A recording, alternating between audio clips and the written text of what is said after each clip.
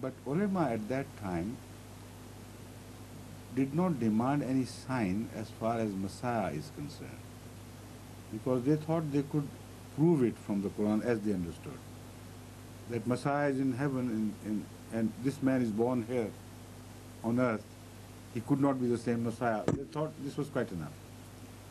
But about Mahdi, they continued to harass him and demand from him the sign of the heavens, the eclipse of the sun, the eclipse of the moon, during the Ramadan, during such and such dates. Said, if you are true, produce that. And they knew that no man has any access to the heavenly bodies. So he prayed and prayed and prayed until in 1894 that happened, which the ulama thought was impossible to happen. In the Ramadan, the moon got eclipsed on the first of its eclipse nights, the 13th of the month.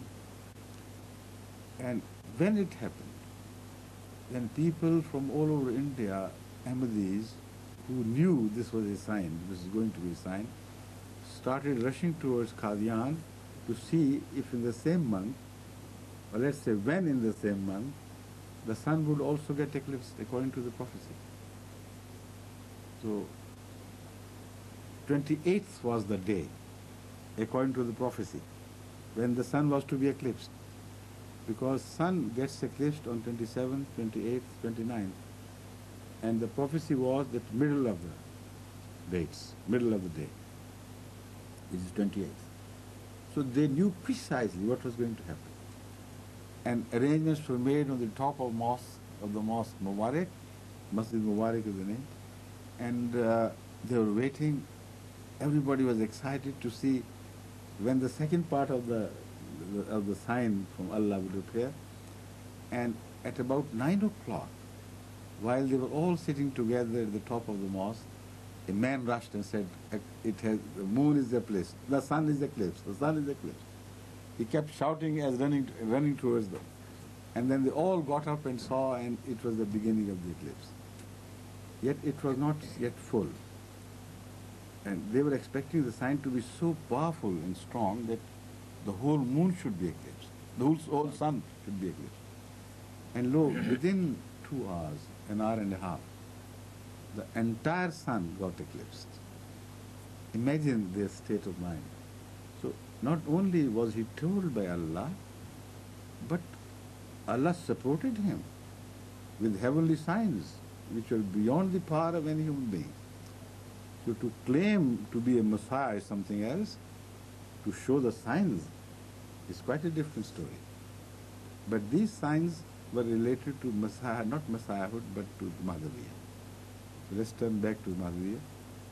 He then challenged all the ulama. What is your reason now? What is your excuse?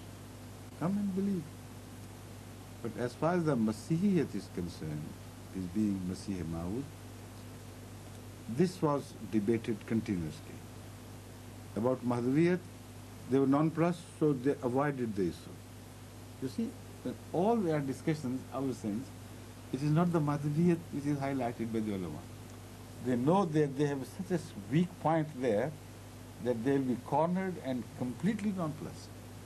So they avoid it, bypass it, and reach Masihiyat through some verses of the Holy Quran.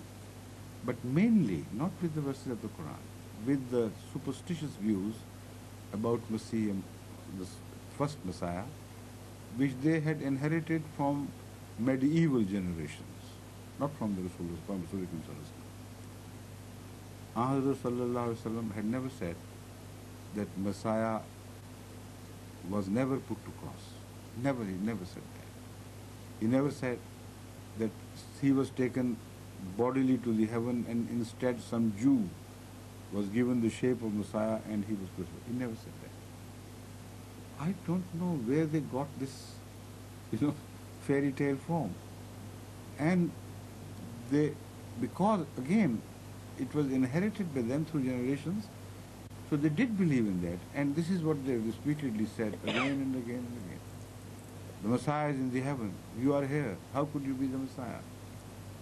And Hadhrat Masih IV presented 30 verses of the Quran plus many verses of the New Testament, plus historical evidence. Until that generation of ulama gradually began to be silenced.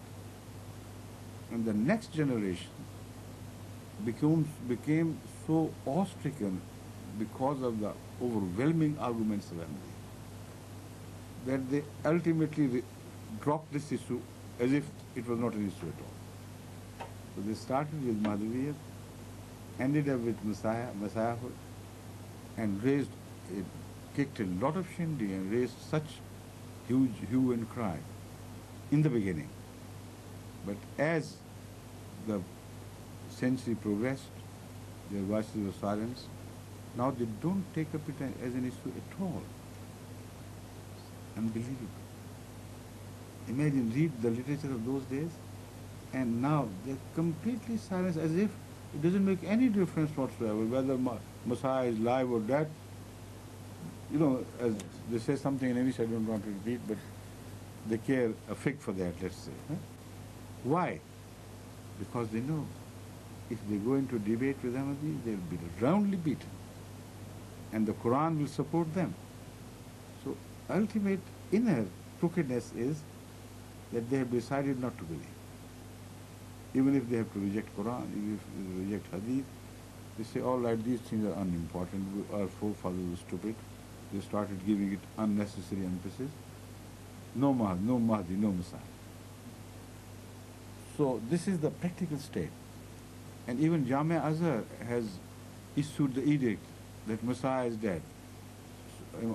Shaltut, what was his name? Yes, Mahmud Shaltut, rector of Jamia Azhar. He issued the edict that it's all right. Now we have definitely found out from the Quran. Not only he, there are so many other Muslim scholars now which have openly declared that Messiah is dead. Old Messiah is dead. When you talk of the new Messiah to come in his image, they keep quiet. They say, well, he is dead and no more will come.